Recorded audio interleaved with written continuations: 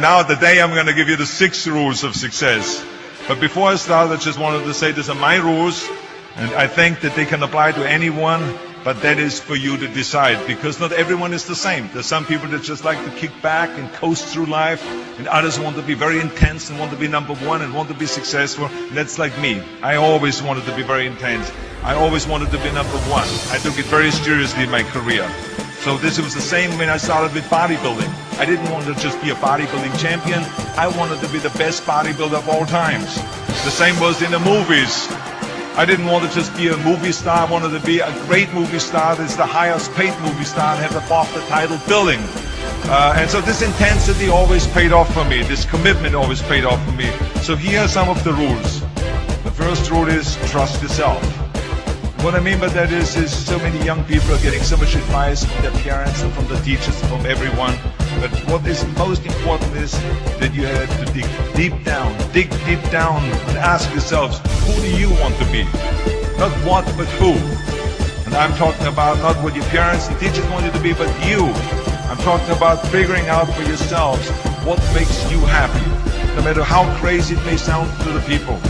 I went home and I said to my family, I want to be a bodybuilding champion. Now you can imagine how that went over in my home in Austria.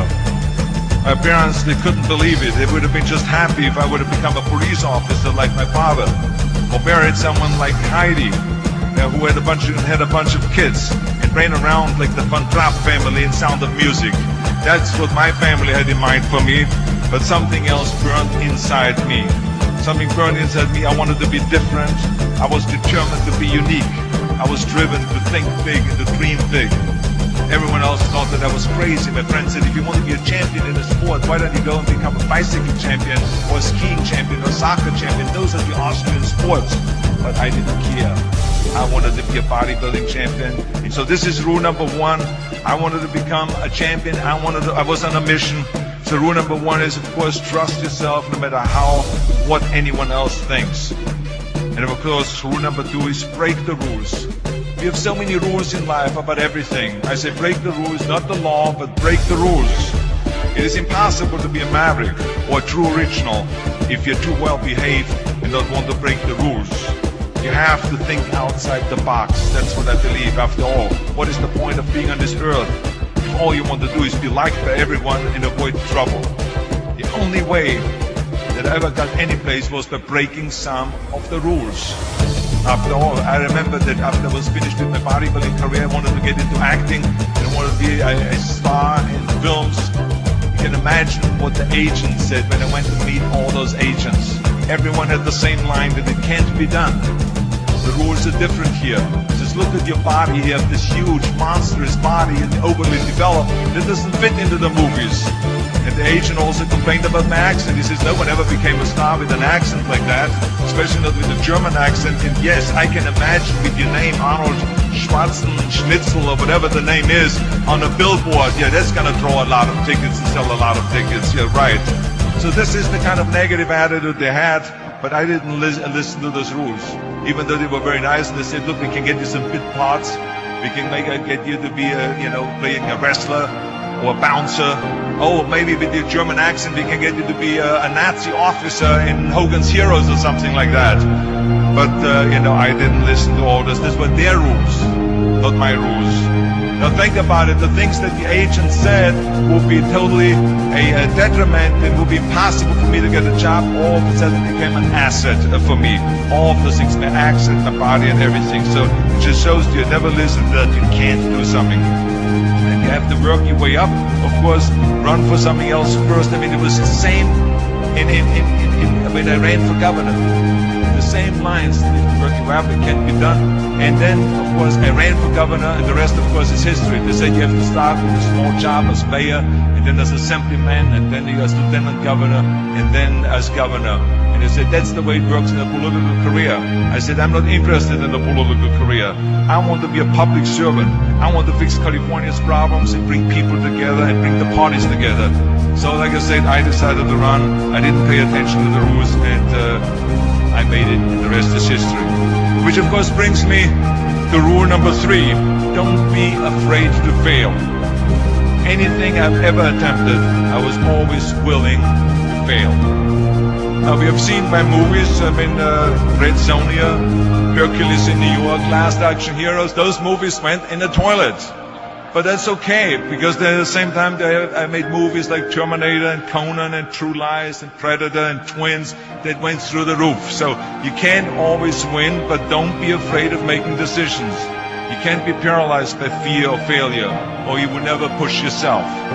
You keep pushing because you believe in yourself and in your vision.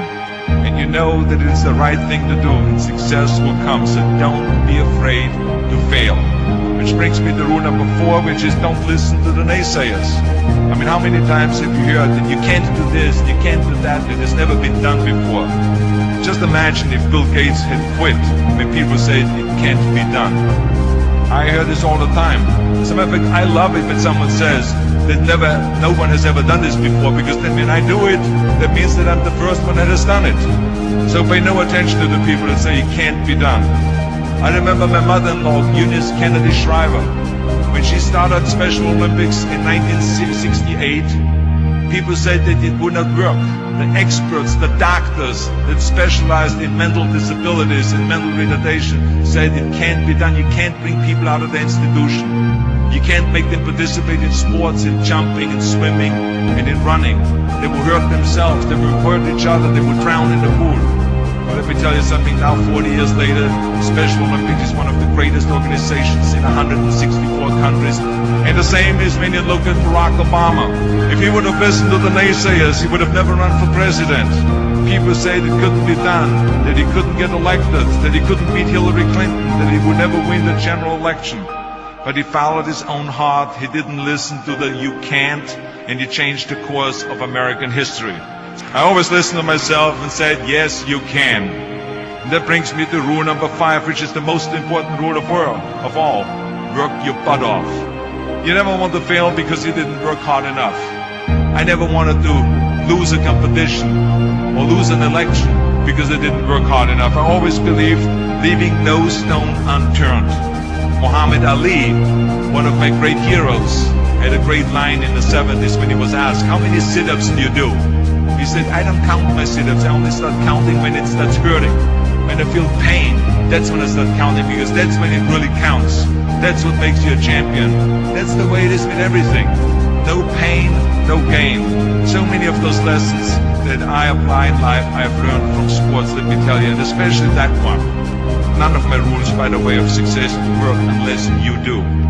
I've always figured out that there's 24 hours a day. You sleep 6 hours. And I have 18 hours left.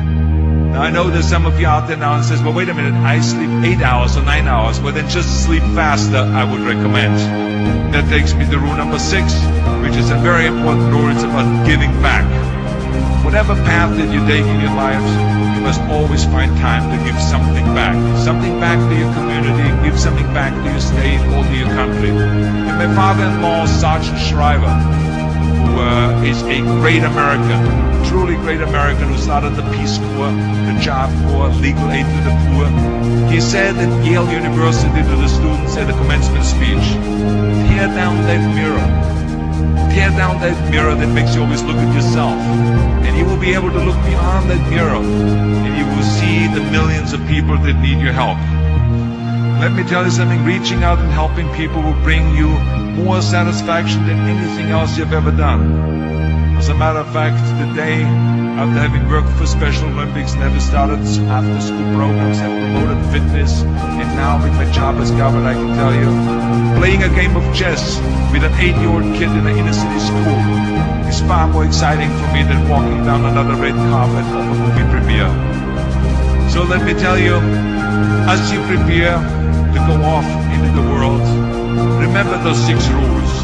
Trust yourself, break some rules, don't be afraid to fail, ignore the naysayers, work like hell, and give something back.